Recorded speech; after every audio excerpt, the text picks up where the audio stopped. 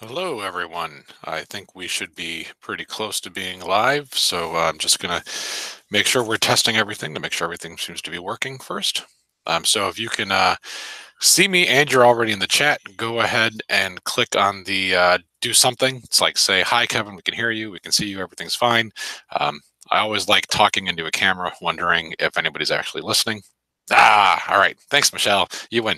All right. So if you're joining us from the group leaders page on the website and you'd like to take part of the chat, all you have to do is click on the YouTube icon in the bottom corner of the screen, and you will be able to jump into the YouTube vision of this whole thing, and then you can actually follow the chat on the YouTube page. So anytime during this presentation, I hope to talk for probably 20 to 30 minutes tops, and feel free to inject questions as I'm going. There's a 10-second delay between what I'm saying and what you're hearing, so it may take me a while to get back to you, but please feel free to inject questions at any time, and I will address them as they come up. If you are watching this and it is not January 11th at 10 o'clock, you can feel free to enter in the chat. It's kind of cool when people do that 3 months after the live stream. Just don't expect a response. All right, cool. All right, let's take a look at a few things that we are gonna see if I can get my, how do I even do this? Screen share here, application window, boom. And now you should actually be seeing the presentation. Present to everyone. So I think I'm presenting my screen. So if you can see this PowerPoint, just let me know. That would be awesome.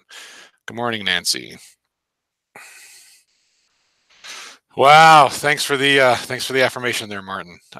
Yeah, all right. So let's take a look. Here's what we're going to take a look into just today. I want to give you some brief updates about the program of NCYC.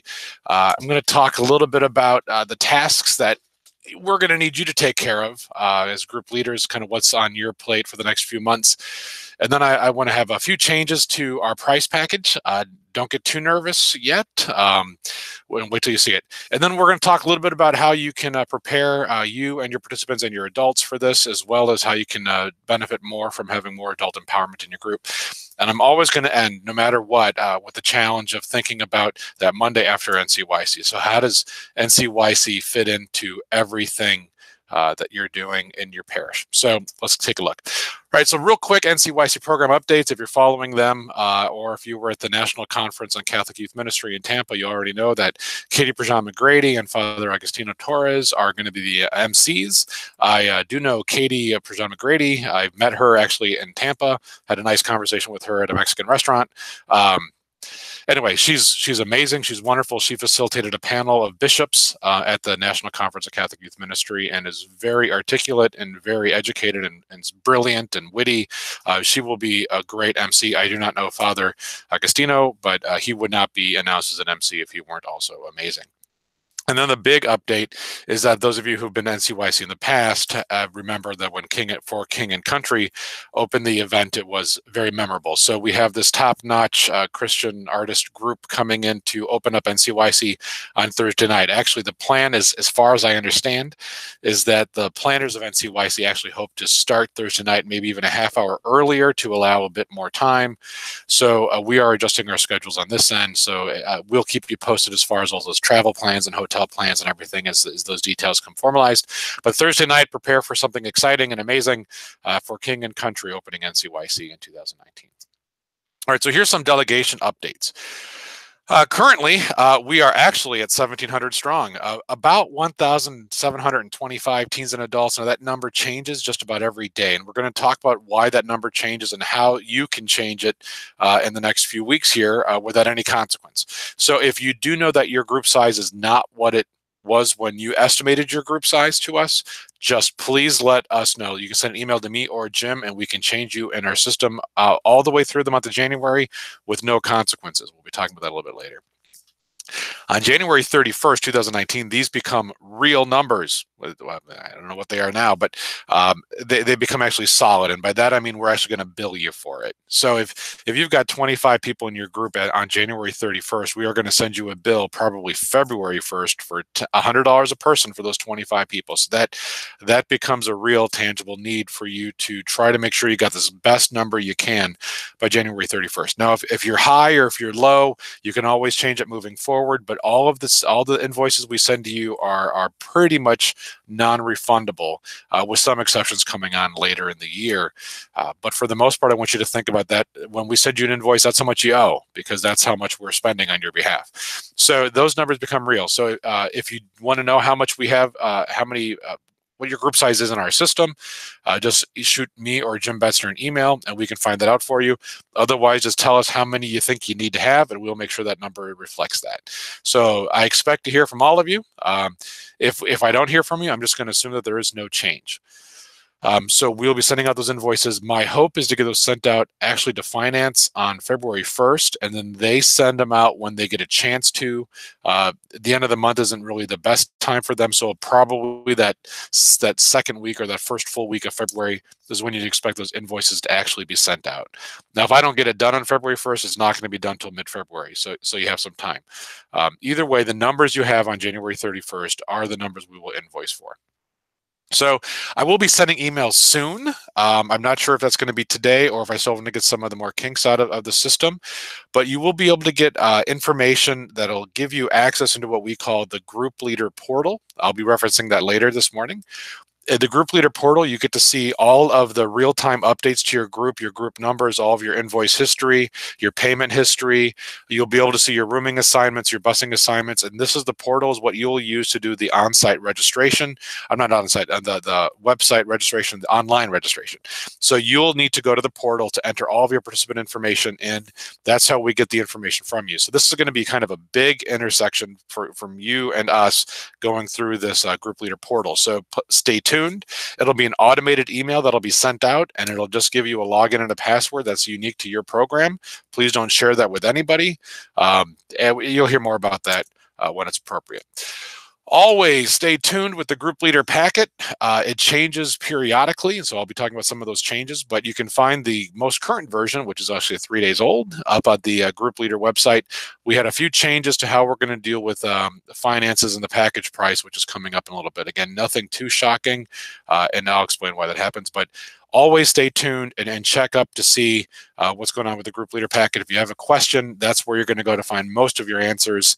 And if you get too confused by the fact that it's 21 pages, just shoot me an email. We'll get back to you. All right, so here's the deal. So we set the package price for our diocese at $575 a person. We communicated that, I think, last month or the month before. And that's not changing. So the online record created by May 31st, which means if you go into the group leader portal and you register a person on the portal, the cost for that person will be $575 if you do that prior to May 31st. The reason for that is that the Federation has actually introduced a different payment plan where we're getting an early bird discount if we register all of our group before July. So that means we have the month of June to take all of your numbers and solidify them and finalize a payment to the Federation. So that's why that number is only valid through May 31st. After that, we no longer get the early bird discount. It's another $20. So anybody who creates, if you create your registration records between June and September, it's $595 per person. And then after September 1st, we have the standard $50 late registration on top of the early bird, so it goes from $575 to $625. So when a person is entered into our system determines what that person's rate is. So you are incentivized for your group to have all of the registrations completed by May 31st, if you can do that. So we're going to be sending out, we already have the individual registration form, which is what you need to do the registration, and we'll be sending out links to start that registration process as early as the middle of this month, maybe February 1st if we're running late. So if you already know, for the most part, who's in your group, you can get them plugged in right away. As soon as you can get the Arch liability form completed and sent to us, that's going to make things a lot easier for everybody as well. That'll be coming out to you either later this month or early February as well. So you can start completing that. We'll talk more about that coming up in a little bit. We are in the process of developing a participant journal. We have it probably 95 to 98% done already. It was developed by a gal who used to be in youth ministry in the Archdiocese, and she stepped down to raise a family, which is awesome, and she's still doing some prep work for us, so that's great to have her work. We're also working with IT to see if they can turn the journal from a hard copy version into a virtual version via an app type format, so young people can access the journal on their devices and pull up reflection questions, appropriate, there's a rosary reflection for each day, scripture passages for the day to connect them just to how to take NCYC deeper each day, as well as small group discussion questions for the evening if you were to choose to use that. So we're looking at how can we take the content from a journal and make it visible to you and accessible virtually as well. That means we will also have the 8.5 by 5.5, that half sheet booklet type journal that we're going to have available for you too. Those will be available to purchase. And by purchase, it just covers printing costs, so we're not making money on it. But if you want to purchase the journals, I think they'll be about $3 a person, and you just tell us how many you want. We will crank those out upstairs in our print shop and then mail them to you. And then we'll just add a $3 per journal charge to your group's next billing. So that's for the hard copy. If you want to take advantage of the virtual app, that would be free to use. So anyway, we're just trying to make these things as relevant to you as possible. We're also developing, and we're pretty close to being done with these two preparation sessions. The theme for NCYC is Blessed, Broken, Given. And so we have a different reflection. We're encouraging groups to do some prep work in September on the theme of being blessed, in October on the theme of being broken, and November on the theme of being given.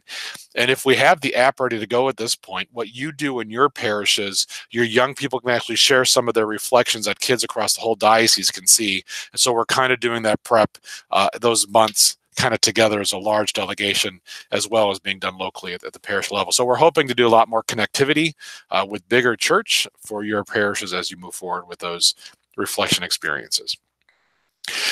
We have referenced in the past resources we're in the process of generating for forming chaperones. We do want to develop pretty clear guidance on how to do small group facilitation, specifically at NCYC, but beyond that as well. And how do you form your chaperones into faith mentors who are attuned to the needs and reflections of teenagers, and the skills of guiding them in that reflection. Those resources are taking a little bit longer to develop than we had anticipated, which shouldn't be too surprising because it seems like everything always kind of runs behind. So we do not have them available yet. We are hoping to have things available by February. Just assume we're a couple months behind. So if you want to use the months of March, April, May to do adult formation, or if you want to form yourself March, April, May, and then form your adults in September, however you do that is fine. We will talk about an incentive. We talked about this in the last streaming, that if you commit to forming your adults into small group leaders so that NCYC becomes more fruitful, we will consider giving you a financial discount. If not, what I think the registration fee for NCYC for each group leader who commits to doing that, I think is a $225 value. So there's a financial incentive for you to make ministry better in your parish. So keep that in mind. Here's a fun thing for POC, protection of children requirements. So most of you are aware that we have moved to the Catholic Mutual Group instead of Virtus for our online training. Martin, the question is, will forms need to be notarized? Nope, we don't have any notarized forms. If you choose to do that on your end, that's fine. But there's no requirement from us or from the Federation for notarization for forms. All right, back to the POC training. So all adult participants, 100% of the people who are over the age of 18 and no longer in high school, have to complete the CMG Safe Environment Training. Virtus will no longer be acceptable moving forward. All adults will also have to complete a background check. Now, if they're a new volunteer, they will do that when they complete the CMG training. All they have to do is complete one small little DHS form. It's in hard copy, and you can scan that it says on the form who to scan and send that to. So there's directions for all of this, but everybody kind of has to be into our new system before we can do NCYC. So we're encouraging you to reach out to your local safe environment coordinator. Every parish and every school has a safe environment coordinator. And when you have your adults signed up to go to NCYC, please have your local safe environment coordinator verify them prior to registering them in our system. So we've actually made amendments to the individual registration form. There's a little corner in the bottom right that allows for your local safe environment coordinator to give to you the date that those adults completed their CMG training, not Virtus training, and the date they completed their most up-to-date background check. If they have not done CMG training or completed the background check, your safe environment coordinator should be able to assist you with the directions you need to provide to those adults to either create a new account and do all of the background check and all of the training, or come in as an existing volunteer employee and just do the retraining with CMG. That'll recognize their previous background checks. All they have to do is complete the new training. So they log into an existing account. If they've already had a background check and are current, all they need to do moving forward is do a retraining. They don't have to have the background check. They don't have to come in as a new employee or a new volunteer. There should already be an account for you. But your Safe Environment Coordinator should be able to help you with all of that. I would not assume that your pastor has met those requirements for POC. We will be verifying all of that here anyway, but have your Safe Environment Coordinator just do a double check just to make sure. We don't make any assumptions that anybody is approved. It doesn't matter if they have a collar or not. Good question though. All right, so just to give you a sense of how this looks. So on the individual registration form, I updated it just this week. So if you've already had your adults complete this, it doesn't mean you have to have them do it again. It's just that this little box on the bottom right, this thing here will not be on the previous versions. If you go to the website, the group leader page, and get it today, it will be on the versions you see on the website now. This is for your local Safe Environment Coordinator to complete these dates.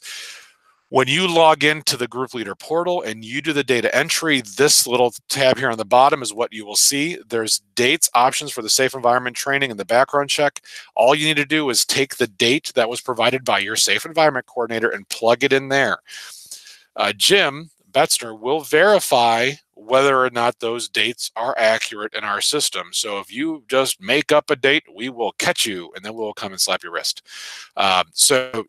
Jim will verify all of these. We'll be doing a double check here at the Archdiocese because we have to verify that 100% of our adults are compliant. We are serious about a safe environment with NCYC. So that's the process that'll happen. They will not appear as POC verified until you provide the dates and Jim double checks and verifies each person. All right, that's the step moving forward for our adults. So it all begins with your adults filling out the individual registration form, you taking the adults forms to your Safe Environment Coordinator, they'll provide the dates, and then you do the data entry for those adult participants. Any questions? Let us know. And just a reminder, we have this great, exciting stewardship opportunity for the dioceses of Anchorage and San Bernardino. Those of you who traveled with us to Tampa got to meet Edgardo, who's from San Bernardino, and Matthew Beck from Anchorage. Both of these gentlemen who are representing the young people of their diocese are extremely grateful that we have committed to supporting them. So just a reminder that for Alaska to go to NCYC, it costs about $1,500 a person, and they're actually using our $10,000 for matching grants. So they're actually using that to raise more money. And San Bernardino is able to bring a delegation for the first time ever. So they're looking to bring about 8 young people and 3 adults to NCYC for the first time. They've never been able to do this before without your help. So if you are still on the fence about whether or not you want to challenge your young people, and it's a bit early yet, so maybe when you have a meeting with them in March or April, you talk to parents, maybe you do a cash collection at the time. Just $10 per person is what we're looking for to give a life-changing experience to a young person who normally would never have a chance to see the Universal Church the way that we get to do it every year. As we are able to do NCYC at such an affordable rate, because we're only 6 to 9 hours away, these people have a much bigger travel burden. So anything you can do to bring the Universal Church to these people who are from further reaches of the nation, that's just so appreciated. So whatever you can give, we are hoping to raise $20,000, $10,000 to each of our partner dioceses in this. And we are hoping too to do some kind of a gathering with these young people and their adults in Indianapolis, probably on Friday night, probably with maybe 1 or 2 select parishes from the Archdiocese. So if you are serious about raising money and supporting these people, and you'd like to be a part of doing a cultural exchange to see what Native Alaskans go through and to see what people in Southern California, what Catholicism's like in their neck of the woods, let me know, and we'll see if you're the right parish to represent our diocese and meeting with them. All right, so here's things you need to keep in mind. We do need you to start working on collecting payments from each participant going, about $100 each, because we're going to be billing you $100 per person in just a few weeks. Solidify your numbers, send us emails by January 31st. Really encouraging you to set a gathered meeting for all of your parents and participants in March or April. We think this will be easiest for you. So this is one of the guidances we're giving you. If you do meet in March, we'd recommend that you use that time to collect or have them fill out on site the Archdiocesan liability waivers. Those forms take us a long time to process, and they really help us. We'll be sending you out a group-specific liability waiver. It lists all of the parishes in your group in the language itself of the form, so you don't have to worry about people filling that part out. It just makes you safer and it makes them safer. So we'll send those out to you, like I said, probably in the next week or two. We're just waiting for them to be approved. The individual registration forms, if you haven't had those completed yet, that's a great time to have them do that. All they have to do is give you your information, give you their information.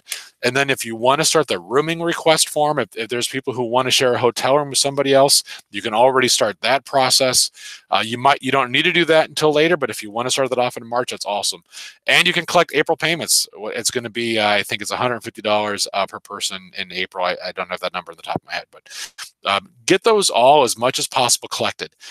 I'm just telling you, it's going to make things so much easier for you and for us. If all of those forms, all the data entry is all entered before May 31st, that's our goal. If there's people who come in after that, we will work with it. We will make that okay. We just want to make sure you're getting as much of this done before the chaos of summer happens. The one thing we hear from group leaders all the time is that September is stupid nuts, or August is, because your families are gone, they're spread out all across the country, and you're trying to get forms and payments from them. So we're moving this deadline up earlier because that's what you've asked for us to do. So that's what we'd like to see you do in March or April. So if you haven't done so yet, solidify some dates for when you're going to be meeting with your participants and their parents or guardians. So bring everybody together. Maybe you need 2 meetings, do 2 meetings, or maybe do 3, maybe meet every day of the week, whatever it takes to get in front of these adults and get these forms and payments collected. And then we're asking you to do the same thing again in late August or early September. The National Federation for Catholic Youth Ministry will not have their liability form to us that they need completed for NCYC until August 15th.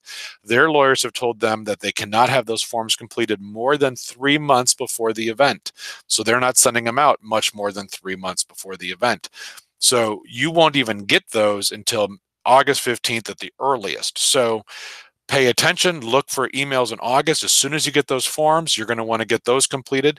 Those are the forms that Martin referenced earlier about a notary. They do not need to be notarized, at least unless something drastically changes. They do not need to be notarized, but you will need to collect those and get those back to us. Our deadline had previously been September 1st for those. That's too quick of a turnaround. We are hoping that if you can get them to us by September 31st, that would be awesome. So that's only 45 quick days to get all of those forms distributed and collected and sent in to us. We need to process all of those and get those to the national office by deadline as well. So that's another time why, if you can have parents and participants together, just fill them out on site. It makes things a heck of a lot easier. Rooming requests, we do need those from you by September 1st. And again, a September billing is going to be going out for your final payment in September. So a late August meeting, I know it's crazy with school starting and all of the late August meetings that are happening, but if you can set a series of meetings then, it's going to make your life and our lives a lot easier. So as soon as you can get that on the schedule, the better. All right, we're going to transition from what you can do to what you can get rid of doing.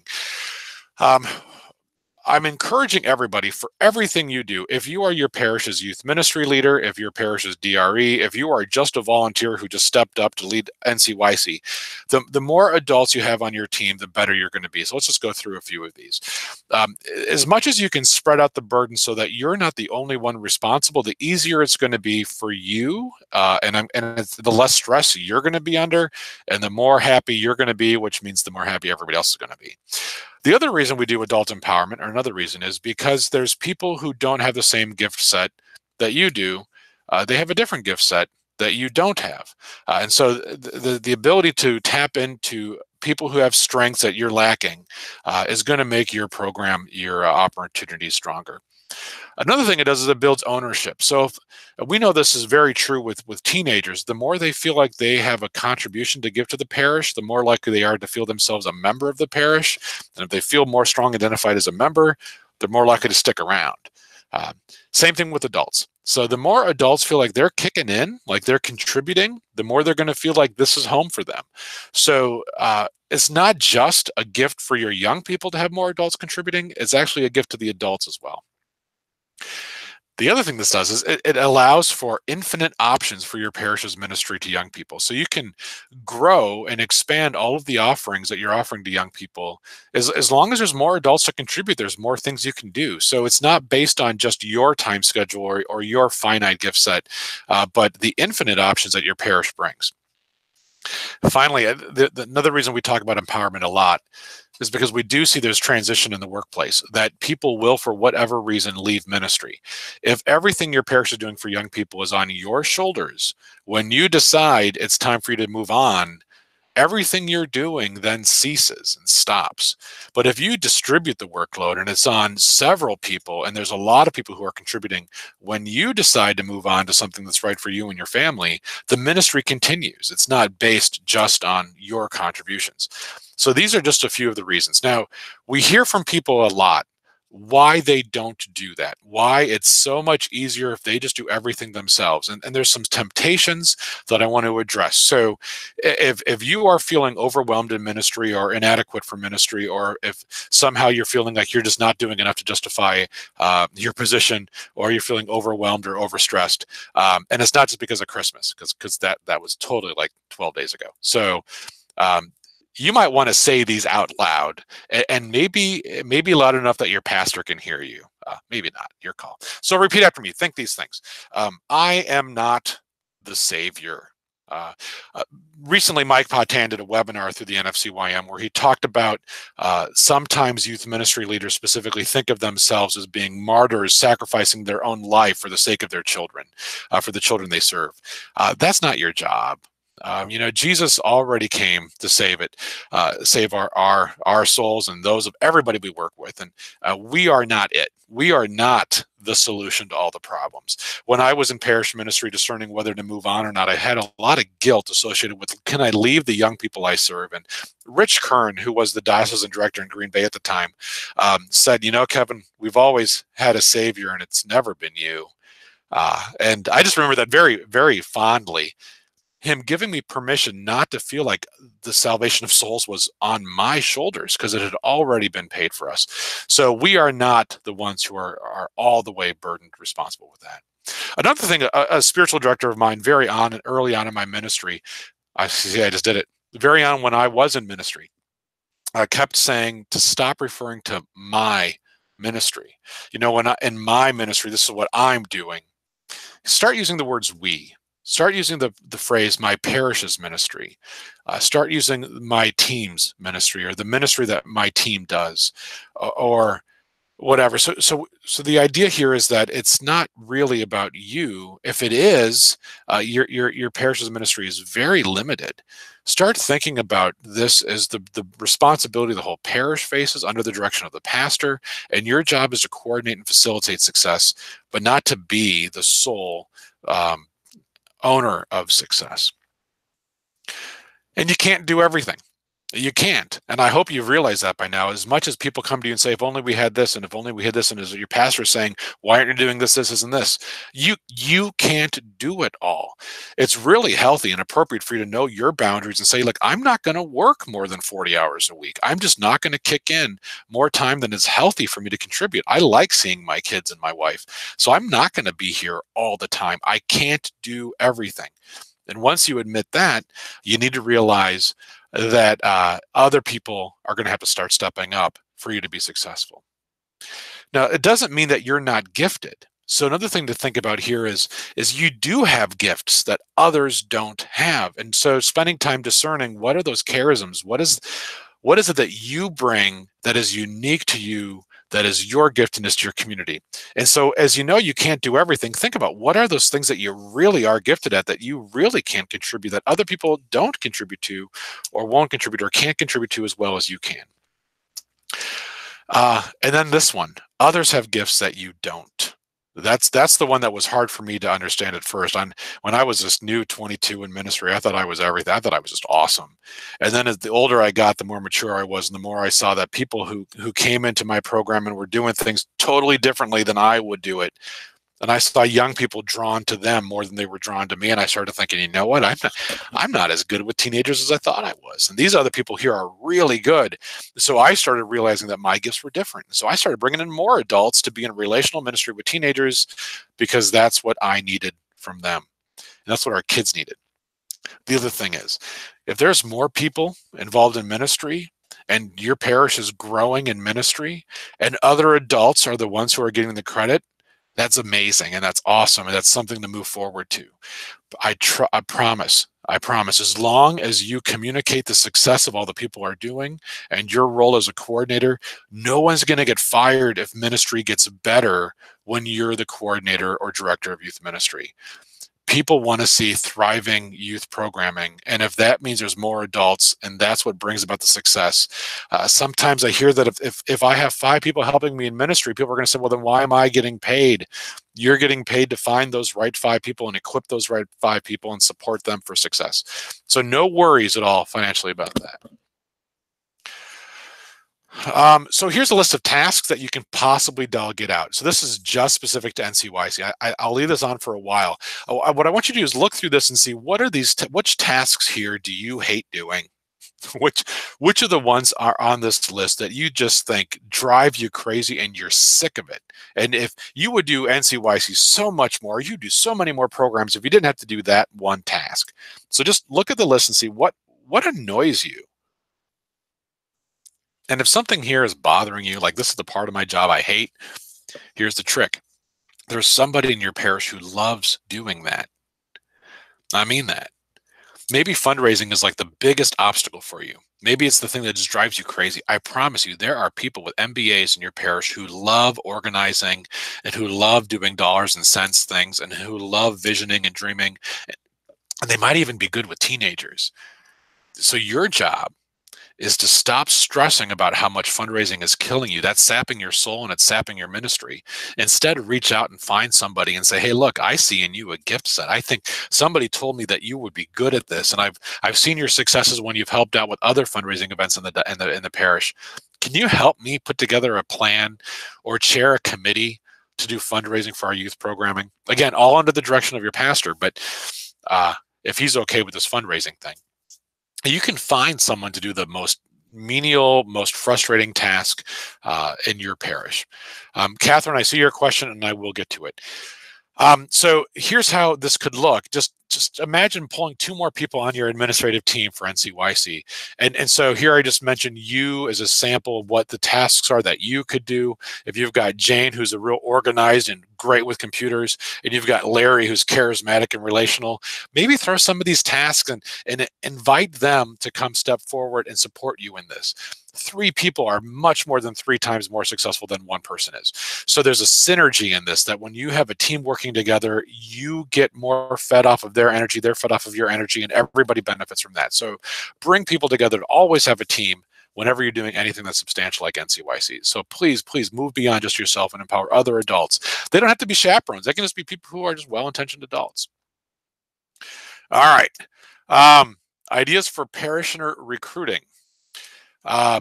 This is just a good idea if you're going to invest in people moving forward. Have a job description. Define for them what you're looking for. And in that job description, set realistic time expectations. This isn't going to take you more than 2 hours a week. Or maybe I'm thinking, in the month of October, we're really going to need to spend about 5 hours a week on this. But communicate clearly what you really think it's going to take. Identify the skills and traits necessary. This is why I'm coming to you, because I see in you these skills and traits. That's what people are going to say yes to. This is my favorite. Let them know when they can stop and not have to be guilty. So actually terminate the volunteer position. You're not looking for somebody to do fundraising indefinitely forever. That's a different position altogether. You're looking for someone to just help you out with a short-term solution to a short-term issue, specifically fundraising for NCYC in this example. So let them know that as soon as that's done, they have punched their ticket and they can tell St. Peter that they've done their part. I'm kidding. All right.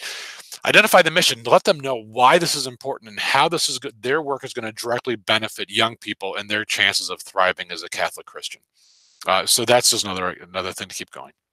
some of the qualities you're looking for in a youth ministry adult volunteer, either as a faith mentor, as a chaperone, or just somebody else that'll help out. Look for somebody who's not going to be threatened if somebody challenges their faith, like if a teenager asks a difficult question. Servant's heart, they're responsible, they can follow through. Comfortable, being uncomfortable, that's incredibly important if you're still recruiting chaperones for NCYC. And somebody who can love teenagers even in the muck of their teenagedness. NCYC is not a comfortable experience. You know, we get 6 hours of sleep a night and we're walking a lot. So if people are going to grumble every time they're uncomfortable, they shouldn't be on a bus with NCYC. And if you got somebody who just really doesn't like teenagers, this is just not the right person to have with your delegation. So reach out to people as much as possible. And here it is. The most important day for NCYC. Everything we're doing now, everything we're talking about with NCYC is all geared towards Monday, November 25th. That is the most important thing. So if you haven't done so yet, start dreaming already. Start thinking now. How is what I'm doing an investment in what's going to be? Not just about getting kids on a bus, not getting them there. We can do that. That's easy. That's incredibly easy to get somebody to get to NCYC. The real work comes on how are we going to help these people grow in their faith and be sustained in a faith community on Monday, November 25th, when they get back, when they're tired. What's going to be there for them? The only way that NCYC is going to be successful if there's something else leading them into. All right. So in conclusion, we have work to do. Takes a village, get more adults. Youth ministry is more than NCYC, and I have no doubts that we are going to do this and we're going to change the world because of it. All right, now let's get back to some questions. All right, so Catherine asked this question. Since the early bird is $575, does this mean that the Arch will be billing us earlier, and will the billing still go out until September? So yeah. So the payment plan that we have set up right now, and I think it's 100, then 150, then 200, and 200. Or 100, 175, 200, 200. Help me out with that. I'm forgetting what the payment plan is right now, but whatever the payment plan is that we rolled out for 575 is standard. What we will do is, if for those people who are not who are registered between May and September, you will get dinged another $20 per person on the September invoice for them. So that we'll be catching you up on the September invoice. We'll be catching up for that additional, what we're going to just call like a late fee. And then you got the like super late fee for those people who sign up after September 1st. For those, it's another $50, and we'll bill you for that after September. So it's the standard per person fee. We're going to assume that 100% of our people are going to be registered by May 31st, and then we're just going to move forward from that. So Catherine, that will not adjust that billing plan. For those people who are the exceptions to the norm, it'll just be a $20 upcharge in September. And then after the September invoice, we'll take care of the $625 people, those people who come in much, much later than that. You know, Mandy, thanks for the question. I think I had versions of the group leader packet that have highlighted change. I think I might have already done that. So we can go back and check.